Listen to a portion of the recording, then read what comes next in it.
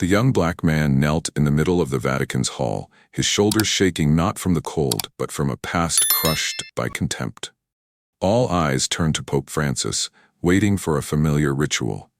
But then he, the spiritual father of billions of believers, the one who stands at the pinnacle of the church, stepped down, bowed to the pain of a forgotten man, and whispered something that silenced the world. In that moment, Marcus felt clearly that he was no longer alone, and that perhaps forgiveness and solidarity were the keys to healing all wounds. The cold March wind swept through St. Peter's Square, carrying with it the dust of ancient stones and prayers that had not yet reached the sky. Among the silent crowd moving like lost souls in the sacred, Marcus stood there, a thin figure, a faded jacket, his hand clutching the corner of an old backpack, as if it contained all that remained of a human life. He had brought no Bible, nor had he prepared any flowery words to offer to the Holy Father. The only thing he brought was a heart that was too tired from struggling to prove that it was worthy of existence. Marcus grew up a black boy on the South Side, where dreams were often dashed by sirens, flashlights in the eyes, and cruel stares of disbelief. He watched his father, a peaceful pastor, be pinned to the pavement by police for not kneeling fast enough. There was no news of his death, no protests, no justice. Just a 15-year-old standing in the middle of a quiet house, listening to the ticking of the clock, feeling his father's last breath echo in his heart. 10 years later, Marcus was in Rome. He was not a pilgrim, nor was he a devout Catholic. He had come not to find miracles, but to find a man who, he believed, could still hear the silent cry for help that no one else cared to hear. A man who, in every sermon and every action, seemed to have never stopped believing that love knows no color, and salvation does not belong to a color. As Marcus walked through the ancient stone gates of the Vatican, he felt as if he were entering a world that had never been his own. The gilded domes, the white marble columns, and the bright vestments that glided across the polished stone made him feel small and out of place. No one spoke to him. No one asked where he came from. But Marcus didn't need a reception. He just needed a moment, a chance to make a plea that had gone unheard all his life. Inside the lobby, the light from the stained glass windows was like a sacred rainbow. But to Marcus, it was like the light he had seen through the bars of police cars, beautiful but distant, a light that stabbed at his heart like a reminder. This is not for you. Yet today, he kept going, not because he was strong, but because the pain had pushed him to the edge, and at the edge, there was nothing left to lose but hope. He didn't know if he would ever meet Pope Francis. Maybe he was busy, maybe he had never heard of him. But Marcus wasn't there to be remembered. He was there to prove to himself that even if the rest of the world had turned its back on him, there was still a place, just one place, where compassion was more important than law, and the eyes of the powerful could still look down, where forgotten souls struggled to breathe. And then, in that sacred moment of silence and despair, Marcus heard soft footsteps echoing down the hall. He looked up, his heart stopping. Before him, dressed in a simple white shirt, was a man whose eyes were not unfamiliar, not scrutinizing, not pitying, but the eyes of someone who had seen real suffering and still had the courage to embrace it. The audience chamber was bathed in a light as soft as morning dew, filtering softly through the ancient glass windows. There was no ceremony, no trumpets, no drums, just a silence so sacred that time seemed to slow down, giving way to something greater than religion, title, or power. Marcus entered, his hands clenched with tension, but his eyes were no longer as hard as they had been. They were trembling, like a child who had been lost too long in a storm. Now standing on the threshold of a place his heart longed to call safe. When Pope Francis appeared, the air in the room seemed to condense into a single breath. No regalia, no formality, just a man dressed in simple white, with eyes that had seen the ups and downs of the world, but still retained the gentleness in every glance. He was not in a hurry, not arrogant, just quietly approaching as if afraid to disturb the silent pain in the young man's heart. Marcus knelt down, not according to ceremony, but as a surrender to all the loss, injustice, and anger that had never been apologized for. He couldn't speak. Everything he needed to say was stuck in his throat. The hands that had been wrongly handcuffed 3 years ago were now clenched into fists, not out of hatred, but out of fear that if he let go, he would melt into tears. For years he had kept himself strong so as not to cry in front of the world. But in that moment, standing before the person that all of humanity looked up to, Marcus couldn't help but tremble slightly through his flesh, as if his heart had finally found a place to be weak. And then the unexpected happened. The Pope did not stand on the raised platform, did not maintain the usual distance between a leader and a young black stranger from Chicago. He bent down, not just to touch Marcus's shoulder with a warm, firm hand, but to slowly kneel beside him. No words were spoken, but the kneeling made the air stop. A pope, the head of the church, chose to kneel beside a man without power, without status, without clerical robes, just a soul scarred by too much discrimination and violence. Marcus opened his eyes, and he saw clearly in those eyes, no pity, no preaching from a man who had read 1,000 pages of the Bible. Just presence, full, subtle, and empathetic. His eyes don't look at the color of my skin, Marcus thought, his heart breaking in silence. They look at the pain in my heart.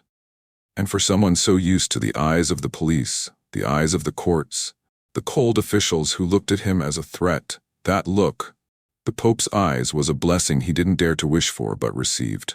No one in the room dared to speak.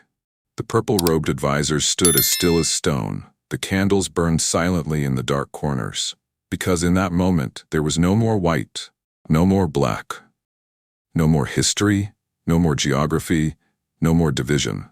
There were only two people kneeling side by side, one who had been pushed to the ground because he didn't bow fast enough, and one who had chosen to bow and lift the other up with a listening heart.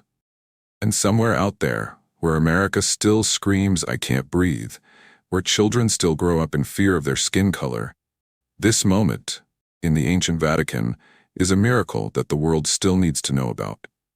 Marcus never thought his hands once locked behind his back in cold handcuffs, would be held with such tenderness.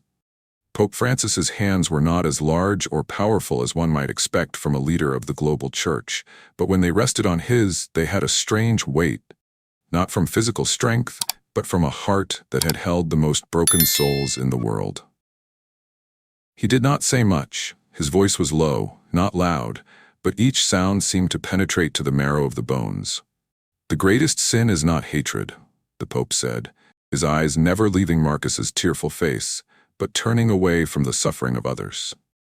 The words rang out not as a sermon, but as a penance for those who had been silent, for a world that had been indifferent to the unspoken cries of people simply because they were born with skin that was not white. And then, in a move of extraordinary power and humility, the Pope turned. Dozens of cardinals stood transfixed beneath the colonnade. They did not know what to expect. But none of them, not one, was prepared for what he said next. "We cannot continue to ignore," he declared, his voice now sharp with decision. "When young souls are crushed by prejudice and silence, the Vatican will open a program to welcome students of color from communities that are discriminated against, and to award honorary scholarships in the name of those who were wrongfully killed for their race, so that they, who have died, can live again in the dreams of the next generation." The air in the room suddenly thickened, as if every stone in the vault were ringing out a hymn that had never been sung before. It was a political decision, and a global penance. Marcus stood still, unable to believe what he had just heard. He had come here looking for a personal glimmer of hope, something to make him believe that the world had not completely turned its back on him. But now a door had opened not just for him, but for thousands, millions of other children growing up in fear, in poverty, in stories interrupted by senseless violence. And then, as if to close the moment with a gesture that left the world breathless, the Pope bent his head and gently kissed the back of Marcus's hand. It was not the kiss of a leader to his subordinate, nor was it a symbolic gesture calculated to make the media. It was the act of a father, a common father, with the deepest respect for a soul who had suffered so much injustice, and it was also the bowing of light before the wound of darkness. No one in the room said a word, but a photographer, his hand shaking, clicked the shutter. That image, the Pope kissing the hand of a young black man, was shared millions of times around the world. Not because it shocked, but because it healed. It made black children feel that someone, a religious leader, was willing to bend down to lift them up. And for many, it was more than an image. It was proof. Proof that love still exists. The sky above St. Peter's Square was empty of birds, but the wind was still blowing. Marcus walked out of the stone gates of the Vatican as if he had just stepped out of a dream. But his steps were no longer heavy. His fingers, which had once trembled with frustration, now hung naturally at his sides, no longer clasped together as if trying to hold on to what was left of him. No one was waiting for him outside. No applause, no media barricade. Just a strange silence that enveloped him, like the invisible embrace of his Father, of the souls who had not lived to see the light. He stopped in the middle of the square, where the bricks had been marked by the footsteps of millions of pilgrims over the centuries. For the first time, Marcus did not feel out of place. And for the first time in his life, he did not walk with his head bowed as he walked through the world. Because something had changed in him. Not a sense of justified pride, but a deep sense that true justice, not systems or power, was where the heart of man was. His father's unjust death was no longer a wound, but a reminder that silence in the face of injustice is a silent crime, and that standing up, even by one person, can open the way for a community. Marcus returned to America not as a survivor, but as a bearer of fire. He chose not to give speeches, not to answer questions from the media about the moment the Pope kissed his hand. He chose to act. And then, from a small room on Chicago's South Side, where he had huddled next to the stove with his mother after his father was shot, Marcus founded Light Over Skin. It was not just a name, it was a statement. That light has no skin, and that all pain deserves to be heard, to be healed. Light Over Skin doesn't operate with noise. It opens dialogue between communities that have been hostile toward each other. It organizes healing storytelling workshops for children of color traumatized by school violence. It brings white candles to families who have lost children to police violence, not as an act of charity, but as a way to say, "We see you, we hurt with you." And at the center of the organization, a converted library, hangs a photo that lingers. Pope Francis bowing to kiss the back of Marcus's hand in the Vatican's Great Hall. Below the photo frame is a handwritten line, as soft as a whisper. It's not that we are the same, it's that our hearts hurt together. That line over the years has not faded, because it was written with the unshed tears of countless people who never dared to dream of being heard. Marcus is no longer the boy who was shoved face down into a patrol car because he was wearing a hoodie. He is a man rising from the ashes, not just for himself, but for those who have no voice. And he knows. It was the Pope's non-judgmental gaze, his fearless hand touching the pain, that ignited in him a faith greater than justice. Faith in the ability of people to see each other with their hearts. There has never been a lack of suffering in this world, nor a lack of false promises. But what heals a soul, what makes humanity stop and listen, never comes from anger or power. It comes from a seemingly small act, but one that has the power to shake up long-held prejudices.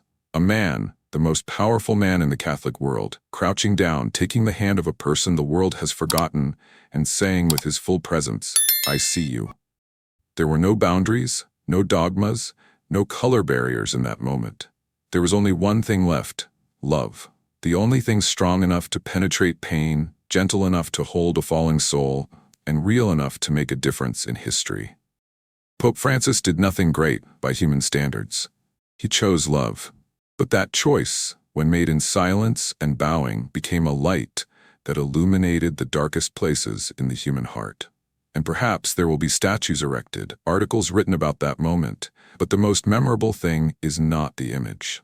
It lies in the silent reminder that echoes in the hearts of those who have been abandoned, who have been despised. This world may be cold, but there is always someone who loves you enough to bend down and say, "I see you."